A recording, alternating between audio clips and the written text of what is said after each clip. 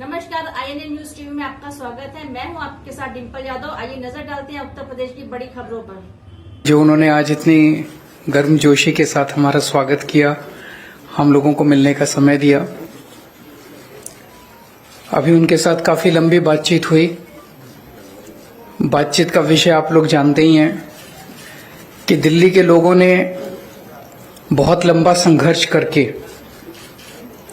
दिल्ली के लोग वोट डालते हैं, वोट डाल के एक सरकार चुनते हैं और उम्मीद करते हैं कि वो सरकार उनके स्वतंत्र है। सरकार बनी और मई के महीने में मात्र 3 महीने बाद मोदी सरकार ने एक नोटिफिकेशन जारी करके हमारी सारी शक्तियां छीन ली। ब्यूरोक्रेट्स के ऊपर जो कंट्रोल होता है एक चुनी हुई सरकार का, अफसरशाही के ऊपर, ऑफिसर्स की ट्रांसफर पोस्टिंग, कोई ऑफिसर काम ना करे तो उसकी डिसिप्लिनरी प्रोसीडिंग्स, गलत काम करे, भ्रष्टाचार करे, उसके खिलाफ एक्शन, नई पोस्ट क्रिएट कर आम आदमी पार्टी की सरकार से। उसके बावजूद हमने काफी काम किया और इतना काम किया कि अगली बार फिर हम भारी बहुमत से जीते। 70 में से 62 सीट आई हम लोगों की। लेकिन 8 साल की कोर्ट कचहरी की लड़ाई के बाद 11 मई को सुप्रीम कोर्ट की संविधान पीठ ने, कॉन्स्टिट्यूशन बेंच ने 5-0 से फैसला दिया कि सारी शक्तियां चुनी हुई सरकार के पास होनी चाहिए। अगर चुनी हुई सरकार के पास अफसरशाही पे कंट्रोल करने की शक्तियां नहीं होंगी तो वो सरकार काम नहीं कर सकती, चुनी हुई सरकार काम नहीं कर सकती, और ये संविधान के खिलाफ है। बहुत क्लियर ऑर्डर था, स्ट्रांग ऑर्डर था। हमें अपना अधिकार, दिल्ली के लोगों को अपना अधिकार पाने में 8 साल लग गए, लेकिन मोदी जी को 8 दिन लगे। 11 मई को सुप्रीम कोर्ट का ऑर्डर आया और 19 मई को प्रधानमंत्री जी ने अध्यादेश पारित करके सुप्रीम कोर्ट के ऑर्डर को कैंसिल कर दिया, पलट दिया। 19 मई को क्यों किया? 19 मई की शाम को 5 बजे सुप्रीम कोर्ट बंद हो गया, वेकेशन हो गई सुप्रीम कोर्ट की। 5 बजे वेकेशन हुई, रात को 10 बजे रात के अंधेरे में मोदी सरकार ने अध्यादेश जारी करके सुप्रीम कोर्ट का ऑर्डर कैंसिल कर दिया। यही दिखाता है कि उनके दिल में काला था। अगर वो 2 दिन पहले सुप्रीम कोर्ट का वो अध्यादेश जारी करते, हम सुप्रीम कोर्ट से जाके स्टे ले आते, लेकिन अब सुप्रीम कोर्ट बंद है, तो अभी हमें महीना भर रुकना पड़ेगा। जब सुप्रीम कोर्ट खुलेगा हम सुप्रीम कोर्ट भी जाएंगे। लेकिन ये अध्यादेश जब संसद के अंदर आएगा तो संसद में, लोकसभा में तो बीजेपी की मेजॉरिटी है, लेकिन राज्यसभा के अंदर बीजेपी के मेजॉरिटी नहीं है। 238 में से 93 केवल बीजेपी के हैं। तो अगर सारी नॉन बीजेपी पार्टियां मिल जाएं तो इस अध्यादेश को हराया जा सकता है, इसे गिराया जा सकता है।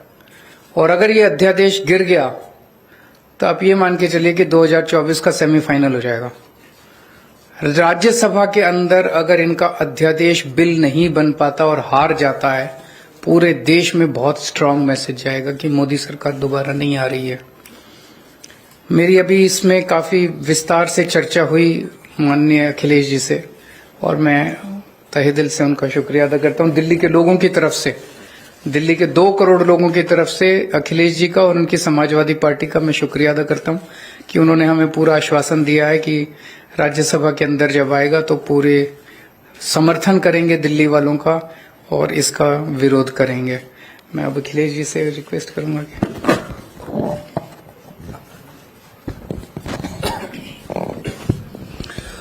बहुत बहुत धन्यवाद। समाजवादी पार्टी के अध्यक्ष और मेरे साथ लोकसभा में 2019 से मेरे साथी रहे अखिलेश यादव जी, उनकी पार्टी के विधायकगण, आम आदमी पार्टी के नेशनल कन्वीनर और दिल्ली के मुख्यमंत्री अरविंद केजरीवाल जी, राज्यसभा में आम आदमी पार्टी के सांसद भाई संजय सिंह जी और एजुकेशन मिनिस्टर दिल्ली के आतिशी जी, और आप सब पत्रकार और मीडिया के जितने भी प्रतिनिधि हैं। जैसा कि अरविंद जी ने कहा, ये लड़ाई सिर्फ दिल्ली के लोगों की नहीं है, ये लड़ाई 140 करोड़ लोगों के अधिकारों को बचाने की है। एक तरफ तो हम biggest democracy in the world कहते हैं देश को, और दूसरी तरफ लोकतंत्र पर अध्यादेश की कुल्हाड़ी चलती है, गवर्नर के जरिए तंग किया जाता है। अगर इनकी सरकार बीजेपी की किसी राज्य में इलेक्शन से ना बने तो ये बाई इलेक्शन से बना लेते हैं। उनके 30-40 खरीद लो, बाई इलेक्शन करा लो, सुबह सुबह 3 बजे उठाओ गवर्नर को, ओथ लो, उसके बाद देखते रहो क्या होता है। ये आदत पड़ गई है इनको, ऐसा कई बार कर चुके हैं ये। और गवर्नर्स को ऑर्डर है, अगर 2-3 दिन उन्होंने चुनी हुई सरकार को तंग नहीं किया तो फिर फोन आता है कि आपको किसके लिए भेजा है वहां पे, आप तंग क्यों नहीं कर रहे इलेक्टेड गवर्नमेंट को। तो इलेक्टेड और सिलेक्टेड में फर्क जो है वो देश को करना है। दिल्ली के लोग भी उसी तरह से वोट डालते हैं जैसे यूपी के डालते हैं, पंजाब के डालते हैं। दिल्ली के मंत्री भी वही संविधान की ओथ लेते हैं, दिल्ली के मंत्री, दिल्ली के मुख्यमंत्री वही संविधान को फॉलो करते हैं। पंजाब में भी वही होता है। और दिल्ली देश का दिल है, वहां दिल्ली में मूल निवासी जो है दिल्ली में पूरे देश के हैं। यूपी से बहुत से लोग हैं दिल्ली में, पंजाबी बहुत हैं दिल्ली में, कर्नाटका से बहुत लोग हैं दिल्ली में, महाराष्ट्र से हैं, आंध्रा से हैं, उड़ीसा से, बंगाल से, देश के हर हिस्से से लोग दिल्ली में रहते हैं। तो इसका मतलब इन्होंने पूरे देश पर कुल्हाड़ी चलाई है। चलो ये तो एलजी कर रखा है कि फुल स्टेट नहीं है, एलजी वहां पे सरकार रहेगी। फुल स्टेट को कौन सा काम करने देते हैं। मैं अपनी एग्जांपल देता हूं, पंजाब में 117 में से 92 हमारे विधायक हैं, और हमने इस बार बजट सेशन बुलाने के लिए राज्यपाल को पत्र लिखा। उन्होंने कहा जी मैं बजट सेशन बुलाने के लिए आपको इजाजत नहीं दूंगा, पहले आप मेरा ये काम करिए, ये काम करिए। तो हम सुप्रीम कोर्ट गए, सुप्रीम कोर्ट ने कहा कि आपको बजट सेशन बुलाने के लिए इजाजत देनी पड़ेगी। उसके बाद कहा राज्यपाल ने कि जो भाषण मुझे लिख के दिया है, जो विधानसभा में पढ़ना होता है, कहता उसमें मैं माई गवर्नमेंट नहीं कहूंगा। तो जी हम फिर सुप्रीम कोर्ट गए जी, तो सुप्रीम कोर्ट ने कहा you have to read it word by word. मतलब अगर राज्यपाल ये कह रहा है किसी स्टेट का कि ये मेरी गवर्नमेंट नहीं है, तो किसकी गवर्नमेंट है फिर पंजाब में। ये राज्य भवन जो है ये बीजेपी के हेडक्वार्टर बन चुके, और जो राज्यपाल हैं नॉन बीजेपी स्टेट्स के वो स्टार कैंपेनर बन गए हैं बीजेपी के। तो ऐसा पहले अखिलेश जी, उनकी सरकारें भी झेल चुकी हैं। ऐसा किसी भी प्रदेश के लिए अध्यादेश आ सकता है कि जी बस आप खत्म हम शुरू।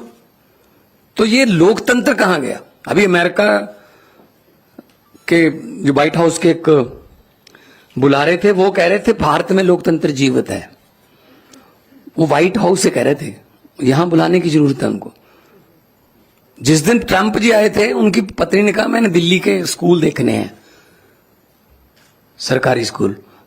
तब स्कूल कौन से दिखाए गए, केजरीवाल वाले, एमसीडी वाले नहीं दिखाए गए, क्योंकि उनको पता था क्या हाल चाल। तो ऐसे मतलब आप सबको साथ लेके चलिए, सबका साथ सबका विकास। जो जहां चुना गया है उसकी साथ दो। सेंट्रल सरकार के पास शक्तियां हैं, वो राज्यों के अधिकार क्यों छीन रहे हैं। हमारा आरडीएफ का पैसा नहीं दिया अभी तक, हमारा जीएसटी रोक रखा है अभी तक, हमारा नेशनल हेल्थ मिशन का पैसा रोक लेते हैं। हम ये पैसे नहीं देंगे, ये नहीं देंगे, ये नहीं देंगे। ये सरकारें चलती हैं ऐसे क्या। तो ये बहुत ही फेडरल स्ट्रक्चर के लिए बहुत खतरनाक है। और समाजवादी पार्टी आंदोलन से, जेपी आंदोलन से निकले हुए नेता इसमें हैं, और उन्होंने तो बहुत संकट देखे हैं देश पर।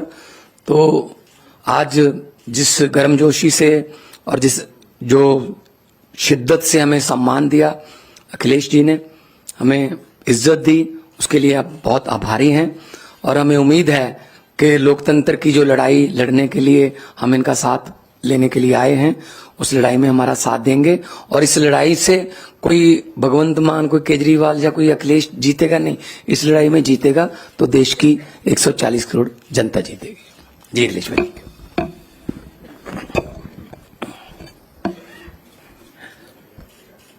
दिल्ली के मुख्यमंत्री अरविंद केजरीवाल जी, पंजाब के मुख्यमंत्री मान साहब, मैं सबसे पहले उनका स्वागत करता हूं और उनका धन्यवाद और आभार भी प्रकट करता हूं। मैं उनको भरोसा दिलाता हूं कि दिल्ली का अध्यादेश जो आया है वो एंटी डेमोक्रेटिक है। इस ऑर्डिनेंस के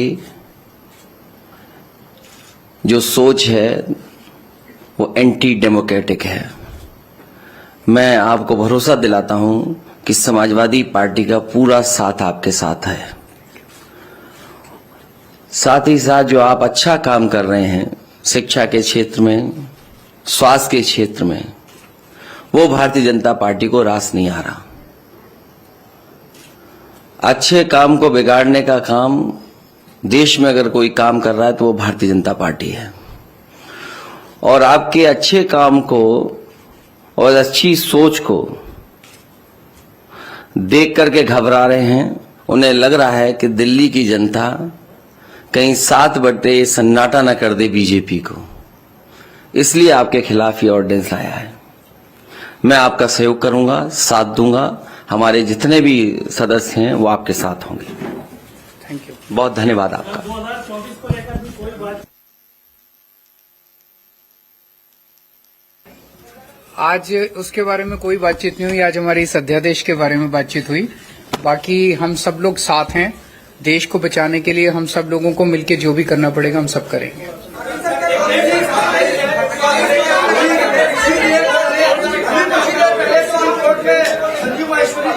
अभी अरविंद सर, आपसे एक सवाल है कि उत्तर प्रदेश में कानून व्यवस्था को लेकर ये सवाल है कि थोड़ी देर पहले ही कोर्ट में एक हत्या हो गई है, 2 लोगों की उसमें जान दे दी गई है। इसके पहले नहीं, आप मत पूछिए, आप आपसे मत पूछिए। देखिए, आप भी वही पूछ रहे हैं, आप भी वही पूछ रहे हैं।